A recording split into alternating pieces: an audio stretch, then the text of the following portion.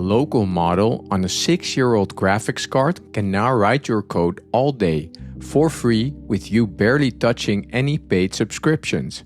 Nobody that rate limits you, bumps the price or quietly nerfs the model you're working with.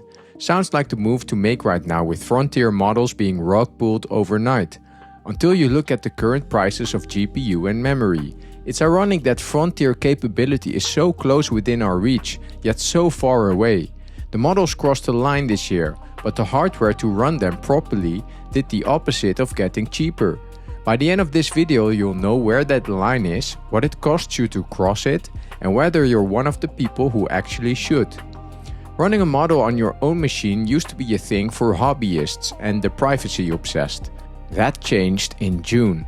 A government order went out, and within hours 2 of the most capable models on the planet were switched off for every customer in the world, without any prior notice. You could be mid-project, paid up in full, and the tool you'd built your week around was just gone, for reasons that had nothing to do with you. That sits on top of the stuff you already live with. Models get retired on someone else's schedule. Prices move, the version you trusted gets replaced by one that behaves differently. It sounds like a landlord that changes the locks whenever they feel like it, which is why people started eyeing the box already sitting under their desk. The real-life local model metric. Do you still feel the need to double-check its work against the cloud model? For a lot of developers this year, the answer flipped to no. What flipped it wasn't raw intelligence, but tool calling. A coding agent is only worth anything if it reliably reads your files, runs your tests, and edits the right lines. Older, small models faked it. They'd happily describe code they'd never opened. Somewhere around the 27 to 35 billion parameter mark, that got dependable, and a model on your desk could finally behave like an agent instead of a chatbot. But good enough carries an asterisk. Local holds its own on bounded work, autocomplete, quick code questions, refactoring a module, writing tests, well-specified edits. Hand it a big, vague, multi-file job and let it drive itself, and it still loses to the frontier, badly. One developer put the trait nicely.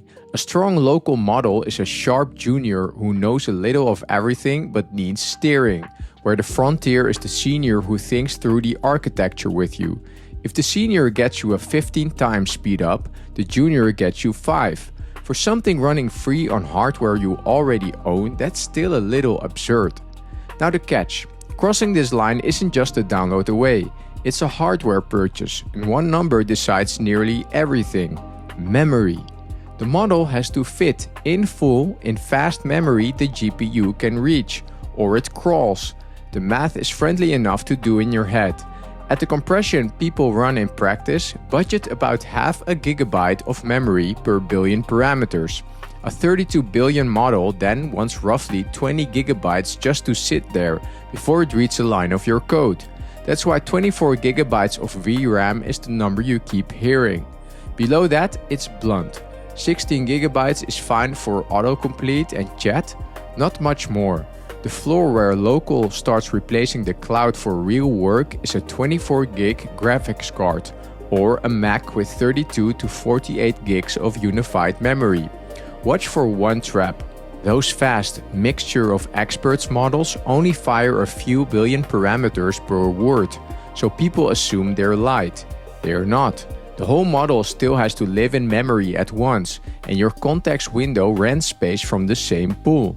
A long one can eat 10 gigs by itself.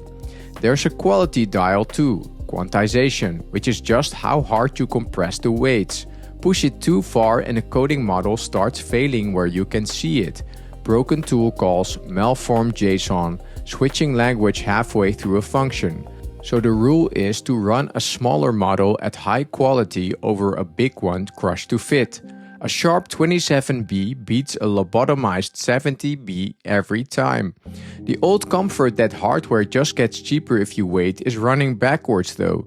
The AI build-out has sent memory prices through the roof. Used 24 gig cards are appreciating like wine. The capability landed on consumer hardware right as consumer hardware got expensive. Close enough to touch, priced just out of reach. Say the hardware sorted. Going from nothing installed to a model writing code in your editor is 3 pieces.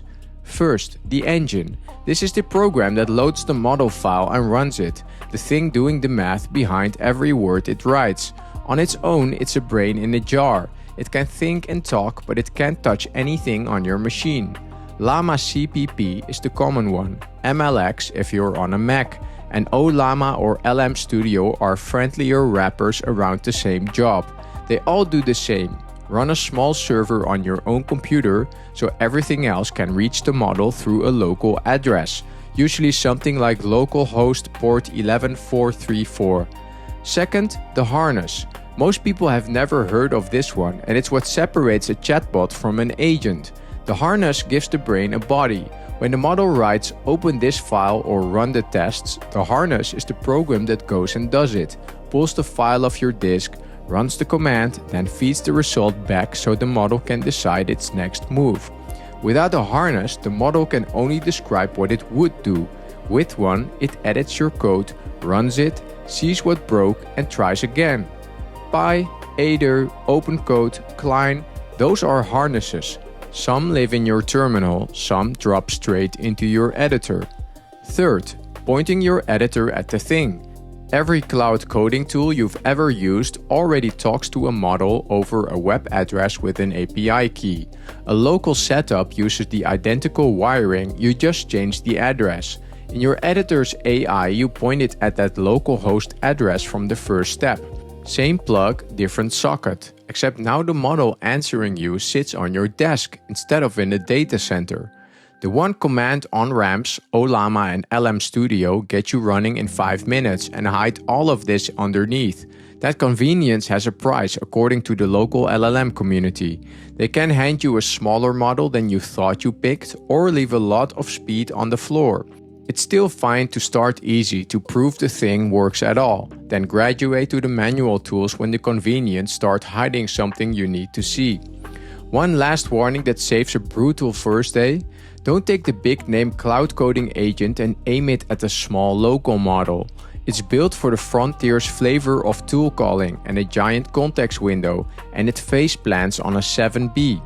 The cautionary tale everyone links is a developer who tried exactly that on a 32-gig laptop and watched the model confidently describe his code without ever once opening a file. Lighter, plain text tools handle weak models far better. And whatever you run, keep the agent in a sandbox. One hallucinated delete command shouldn't be able to take your real drive down with it. What local gives you is control. The model can't be silently swapped, rate limited at the worst moment, deprecated or switched off by a policy you never saw.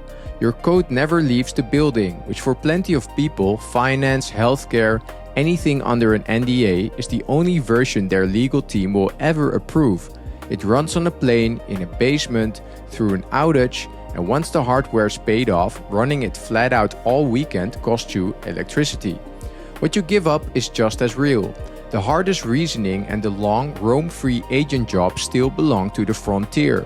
A giant context is slower to chew through on your machine, and you've signed up for a second job, the person who fixes all this when the driver update breaks it at 11 p.m. The skeptics land 2 hits. 1. This isn't as democratic as it sounds. The capability is free, but the hardware is a wall. And just buy a 64-gig Mac is a punchline to anyone on a budget. 2. The reverse trap, where a weak model flubs a task and you burn an hour wrestling it into something you'd have done yourself in 10 minutes. Mitchell Hashimoto, who built HashiCorp, made that case. For the hardest work on a $5,000 machine, local still isn't there. For most everyday work, a local model isn't a worse frontier model, it's a different tool with a different deal attached. And the most economical move today isn't full local, it's hybrid. Let a frontier model plan the big, messy thing. Let your local model grind out the well-defined pieces for free. Escalate the hard 20% back to the cloud. Own what you can, rent what you must. Zoom out and the gap isn't closing so much as getting redrawn. At the very top, the frontier still pulls away. The best closed models nudged further ahead this year. The lag between the frontier and what you can run at home has shrunk from a couple of years to roughly 6 months. Open weights already make up a big chunk of real usage. The push behind them is structural. Unified memory machines and AI chips opening a third hardware path, plus the efficiency tricks that keep stuffing more capability into less memory. The pull the other way is just as real. The labs can keep the very best behind a paywall and raise a ceiling you can't follow. Whether it's you comes down to a few questions. Already have a 24 gig card or a 32 gig plus Mac? Spend a lot of your day on bounded coding work and like the idea of nobody being able to touch your setup?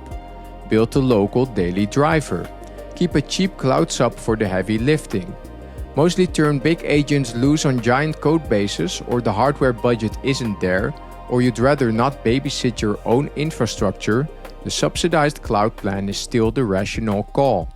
One more thing we've covered before. The reason that cloud plan feels like a steal is that someone else is eating the cost for now, and that can end on their terms, not yours. The model on the box under your desk can't be rug pulled, can't be repriced, can't be retired out from under you. It's slower, it's less clever, but it's yours. For a growing number of developers, that last word is the one that finally tips it.